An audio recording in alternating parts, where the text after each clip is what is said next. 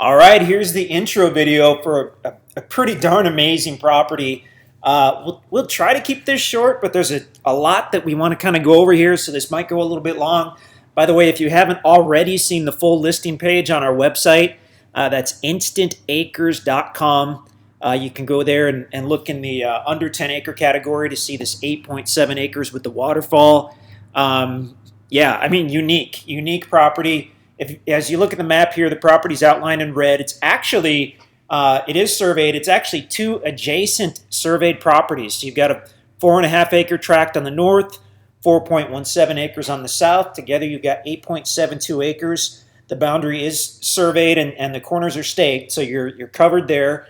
The waterfall itself you'll find toward the northwest corner of the property, and it's it's like nothing we've ever seen. Let's see if I can pull up a quick photo of it here. Okay. Well, that's, yeah, I mean, the pictures I don't think do it justice, but because you can't tell the scale on this. This waterfall, I would guess, maybe 15, 20 feet. I'm, not 100% sure, but it's stunning. I mean, you're looking. If you're standing on the west side of the property, you're looking northerly. You've got this waterfall that rises straight up. The water cascades down into this clear pool and then flows southerly from there, basically along the entire west side of the property. I wonder if we have a different photo here. Let's try that one. Okay, this one, it might take your brain a second to adjust to this to really see how it's situated, but this is an aerial photo that a drone took. Excuse me. So you've got the waterfall here. The property sits on the right side. So the western border of this property is basically the creek bed for the entire length of it. So you've got hundreds and hundreds of feet of frontage on this little creek bed.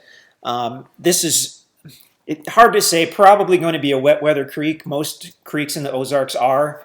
It was flowing when we were out there to take the videos. We've been out there, I think, maybe once since then, and it was flowing there as well. But I don't know if the waterfall flows year-round, even if the creek does. It's a spring-fed creek. In fact, this particular tract has a spring on it, and we'll check that out in a minute. But again, look at the listing page. We have some decent videos. I don't know if there's summertime videos. These pictures are obviously at the middle of winter, so you're not really seeing the property at its best. But again, the tract itself you've got right here. As we mentioned, two surveyed adjacent tracts, which is pretty awesome.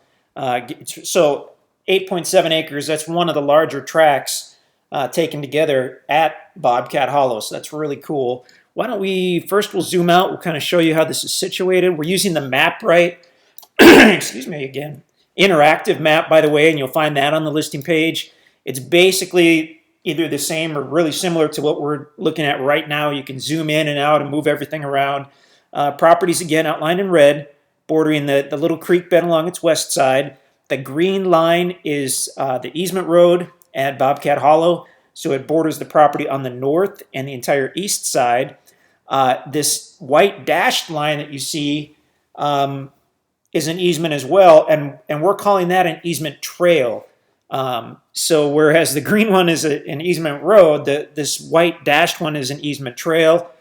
We've been up and down it with a four-wheeler and a side-by-side. We've got a couple trucks that we would take on that trail, and we've got a couple trucks we would not. So you could get some scratches. You're definitely going to want four-wheel drive to use that trail. You want four-wheel drive on the easement road anyway, because there's at least one area where you go down a kind of a small rock ledge and whatnot, and on any gravel road or easement road, yeah, you want four-wheel drive. But please don't plan on driving your truck to the property on this white dashed line. Excuse me again. Certainly not before you get out and look at it and see what kind of shape it's in. But the county road, why don't we switch to a Google map? That shows the road system a little better generally. We've got County Road 126, easement road coming off of that, heading south for, I believe, about half a mile. We could measure that. Got a measurement tool on the map right deal, which is great. It's a little less than half a mile to the property there. And before we go in and look at the topo and everything, let's go to a street map. Zoom way out. We'll show you right where we are in the Ozarks here. and then we'll bring it in and take a good look at the property. Okay. So zooming out, property centered toward the middle here. To the northwest, you can see Springfield, Missouri. That's the largest city in southern Missouri. That's going to be a little over an hour, I would guess, to the property. Pardon me. So to get to Springfield from the property, oh, by the way, before we zoom in, these green shaded areas, that's the Mark Twain National Forest. So you've got like 80,000 acres of additional hunting land, trail riding, camping, fishing, all that stuff within just a few miles of this property. So to get to the property from Springfield, go east on Highway 60. The way we go, there may be a quicker way. I'll show you the way we go. We go south on Highway 5 toward Ava, and we'll zoom in a little bit. It's the Mansfield exit. Go south on 5 toward Ava. Ava's Ava's probably the closest, I don't want to say usable town, but closest town that has a Walmart and restaurants and all that good stuff. And that's probably, I don't know, about 15 miles to the property. Okay. So anyway, south on 5, then you're going to go east on Highway 76, actually a couple miles before you get to Ava. So here's Highway 76, go east on that, follow that to the east.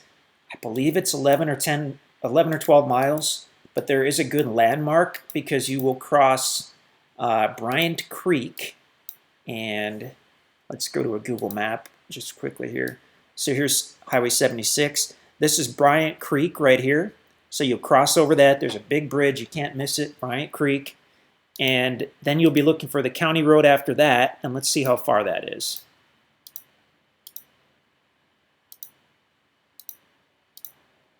So you cross Bryant Creek on 76. You go just under 2 miles, and that's where you'll go north on County Road 126. So that's a gravel road. And then you're going to take that up to the easement road, and as long as we're measuring, let's get you a good measurement there. There we go. So north on the gravel road, County Road 126, may or may not have a street sign. Okay. Keep going north, keep going north. This will be somewhat approximate, but actually it should be fairly close. And that's a little over 13,000 feet. So do some math here. Is that 2.5 miles? And you'll see the easement road on the south side of the road. Now that's going to be the green easement road, and that's the one you want to take. The dashed line, the easement trail, you'll pass that on the way. And again, we highly recommend that you don't drive your vehicle on that until you've at least checked it out on foot or with the four-wheeler or whatnot. Take the green easement road. So you take that, go south half a mile, you're at the property. So now let's zoom in and we'll get a little more detailed here. Okay. So let's go to, well, okay, this is okay. This is a wintertime aerial. So the property's basically all wooded. You're going to have some natural open areas. These tracks at Bobcat Hollow were logged a few years ago. Definitely not clear cut. You can see the drone video that we have on the listing page to see that. I would say logged more heavily in the middle, and then around the edges, much of it wasn't logged at all. So this west side where you have these major pine groves, there's some big pine trees on this property. East side, you're going to have some cedar, and then kind of a mix of everything otherwise. Let's look at a topo map. I mean, that's one of the neat things about this property is the way it lays. So on a topo map, when the lines are very close, the property's steeper. When they're further apart, the property's flatter. All this map is showing us is basically the elevation change out here. And the property's between 1,100 and 1,200 feet above sea level, roughly. Stumbling over my words, the elevation change between two topo lines on this map is 20 feet. So between 5 lines is a total of 100 feet. Every 5th line is a darkened line. So this particular line here is the 1,200 foot above sea level line. If we count down 5, 1, 2, 3, 4, 5, that darkened line is the 1,100 foot above sea level, and so on. So that's all that's showing us. As you come in off the county road, you go southerly, the county or the easement road is sloping down, gradually sloping down. You get to the property, and it actually levels off there. Now, what I want to point out, and it's interesting, is these topo maps, they were mostly done in the 1950s. The green areas, the green shaded areas, so most of it indicates that that portion of the earth was wooded when this map was made. The white sections were open meadow areas. So if you look at that, there's a large open meadow area that used to encompass the east side of this property. And at some point it just grew up. Either someone wasn't using it for crops or wasn't using it for pasture or something. And it just grew up, became wild again. And if we switch this to a satellite map, you can actually see that. Okay, yeah, actually you can see that really well here. So this east portion of the property and going across the easement road as well, that's the section that at some point was all meadow when these maps were made. And you can kind of see the natural openings. You can see how the tree cover on this east side is very different from the middle, which is also very different from the west side where you've got the pine groves. So, I mean, potential if you wanted to reclaim that meadow, it's much easier to create a meadow on the property where there's been a meadow as opposed to a place when there wasn't. Also, we might as well point out that it was probably a meadow for a reason, because 200 years ago when they didn't have farm equipment at all, it was a monstrously big project to clear a meadow. So they probably did it, maybe because the soil was good, maybe because it was, nice and level. So odds are if someone spent the time to clear this as a meadow using draft horses 200 or 300 years ago, then there's probably some kind of reason why they did that. So that could give you some potential building sites or whatnot. But let's go back to the topo. Okay, so the property is actually the highest at the northeast section. If we're looking at the east side, it's sloping down as you go southerly, but I mean, look at the spacing on these lines. I think it'd be safe to say that it's basically flat. I mean, when you're out here, I don't recall if we even saw what looked like any kind of slope along this east side. So very flat, very usable. As you go westerly, well, I mean, it has that creek bed, so you have to slope down or you don't have a creek bed. It slopes gradually, gradually, gradually. As you get west of center, it's sloping a little more steeply. And then as you get to about the western, 100 feet, it slopes quickly. It's steep. There's actually a small bluff there. We might have a photo of that. I'm quite sure we do on the listing page. I don't know if I have one I can pull up now. So it's steep down to that west side. In fact, in some places it's just a drop, about a 10 or 15 foot drop. But we did find a pretty good existing trail. I believe it was near the spring, which is kind of right near the dividing line between the two properties. Let me see if I can pull that up here.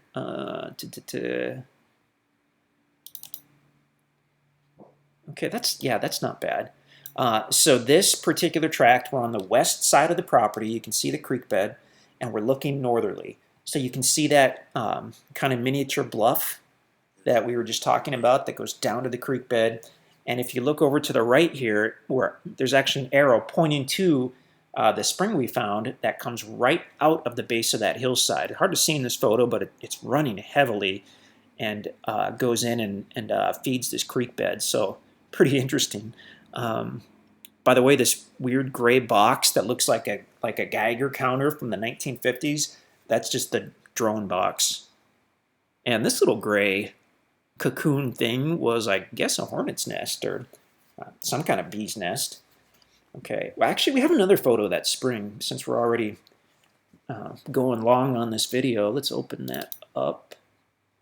Okay, so it's labeled Spring Coming Out of Hillside. So this was what you saw on the lower right section of the previous photo. And you can see, I mean, it's just screaming out of there. I mean, just coming out of there. You've got some green stuff, looks like maybe watercress or some kind of deal. And it's just pouring out of that hillside. When you have a spring like this, I mean, that means there's something going on back in that rock, potentially a cave. I mean, hard to say, but to have that much water pouring out of that area, it's probably been doing it for many thousands of years, and that's that's what obviously forms caves. So there was no way to get back in there and see, but it's just kind of interesting to think that, and very interesting to have a spring like this right on the property. In fact, it's kind of funny. Um, Generally, a property, if we're lucky, we have a major focal point. And in this one, we were kind of thinking when the guys were first out there that this waterfall, this insanely cool waterfall, was the focal point. And then as they spent the rest of the day and explored and saw everything, they stumbled upon that spring. And it was like, wow, this is, depending on who you are, that's as cool as the waterfall. And so they're checking out the maps, checking out the survey wasn't quite finished at that point.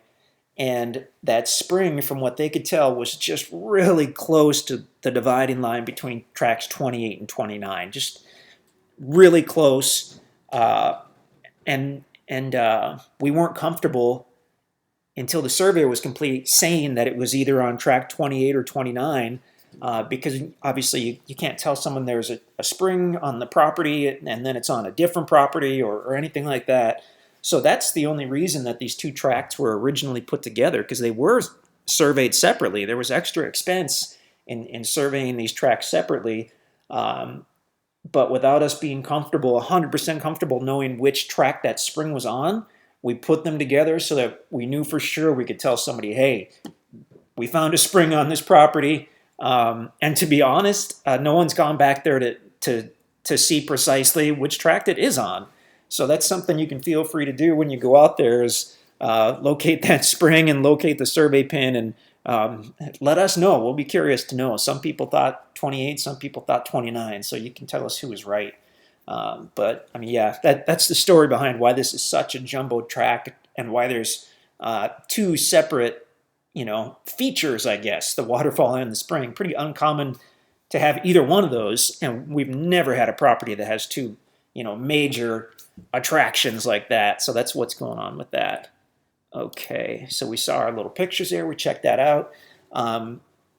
The spring, just like the creek, no idea if that flows year-round. All the evidence we saw when we were out there pointed to the fact that it looked like a good spring that certainly flows heavily sometimes. Don't count on the spring for a water source or anything like that, because we just don't know. But feel free to go out there and check it out and make up your own mind about that. Okay, so wanted to go to a Google map. And definitely feel free to play around with with this same map when you get to the listing page. So this is a Google map, and this is showing us some interesting stuff too, which goes right along with what we were saying on the last map. Is this eastern side, you have, well, what used to be that meadow, and these green trees are likely cedar trees. They're just, the way they're circular round like that from the air, it makes us think they're cedar trees, as opposed to over here where you have those big pine groves, and it's the same greenery, but they aren't little perfect round circles like you see on these cedar trees. And then a mixture of mostly hardwoods throughout the middle here from what we can see. Let's just try a couple base maps. That is way too blurry to be usable. That's a little better, but that's kind of the one we looked at already. What's that going to do? I mean, the summer photos are the prettiest, but they don't really tell you much about the property because it's just all green. Okay. Yeah, that's not really giving us much more information. The Google Maps are usually pretty good because we do enjoy those wintertime aerials when you can actually see the property. And Google Maps tend to show the road the best for whatever reason. So, I mean, awesome property. Thanks for sticking with us on our longest intro video ever, probably. But, I mean, just what a property. Feel free to check everything over. Obviously, you're more than welcome to look at any property you like as long as it's still available. You can go out there, you can walk the whole thing, you can bring your four-wheeler. I mean, yeah, just check everything out. If you have any questions, let us know. A property like this, we don't want to sound salesy, but a property like this won't stick around too long. So if it's something you like, do all your questions, figure out whatever you need to know, and then feel free to pull the trigger on it.